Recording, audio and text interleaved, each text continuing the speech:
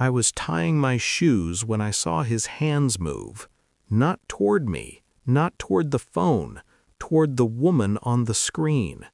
His back was half turned, shoulders relaxed, voice low, too low for me to hear. But his fingers were sharp, precise, familiar. I knew those movements. I had spent 3 months learning them in secret. Night lessons, stolen minutes. A harmless surprise for the wedding, a way to say I love you without sound. His hands said something else. She still doesn't know.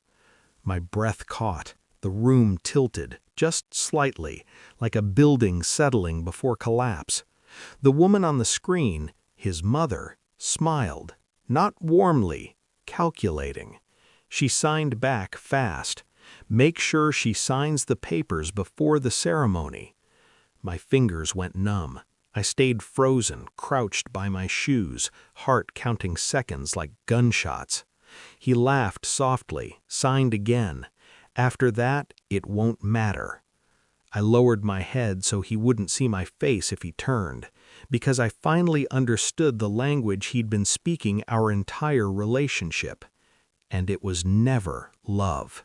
I told myself I misunderstood, that my beginner's knowledge had failed me, that stress had twisted simple gestures into something sinister.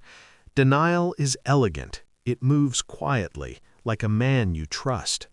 The woman on the screen had always bothered me, too young to be his mother, too composed, always watching me like an asset, not a person. She raised me, he'd said once. Family isn't always blood. I swallowed that lie easily. I loved him. I trusted the calm way he planned everything, the way nothing ever rattled him. Except now I saw the cracks, the phone calls that stopped when I entered the room, the documents he insisted I sign later, the prenuptial agreement framed as protection for both of us, and the language.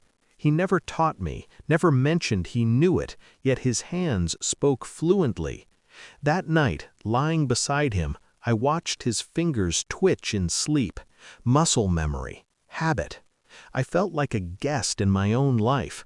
The betrayal wasn't loud, it was procedural. I didn't cry, I didn't confront him. I began counting exits. I became careful. Smiles, nods, compliance. I signed nothing. I photographed everything. Bank statements, property records, the trust fund paperwork hidden in his desk. The mother's name appeared everywhere. Joint accounts, shell companies, beneficiary lines. Not a mother, a partner, a handler. I practiced sign language harder, faster. I wanted fluency. I wanted precision. I watched them talk. At dinner, at parties, across crowded rooms where no one noticed hands moving beneath the table. She's convenient, she's compliant, she'll be useful. About me, I learned the truth the way surgeons learn anatomy, without emotion, cutting layer by layer. They needed a spouse, a signature, a legal merge. After the wedding, assets would transfer, authority would shift, and I would become optional. I stayed quiet, because quiet people see everything.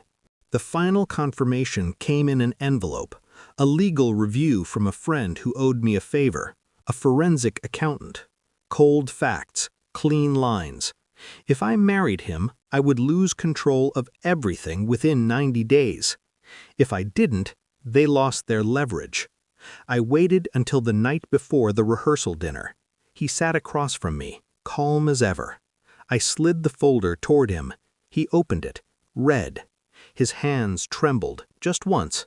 I signed, not the documents, words, clear, deliberate. I know who she is. His face drained of color. I continued, I know what this is. Silence, thick, suffocating. He tried to speak. I stood up. The rehearsal dinner went on without us. I met his mother in the hotel lobby. She smiled, reached for my hands. I pulled back. Then I signed, "It's over." Her expression cracked. I signed again. The accounts are frozen, the contracts void, and tomorrow everyone will know why there is no wedding. She tried to respond. I cut her off. You taught him well, I signed, but you underestimated me. I left them there, two conspirators without a witness, without a prize. I didn't pack in a hurry. I didn't look back. I left the ring on the table, centered, balanced, final. The language I learned wasn't for love, it was for survival. Some truths arrive quietly, some betrayals wear familiar faces. I walked away fluent in both, and that was enough.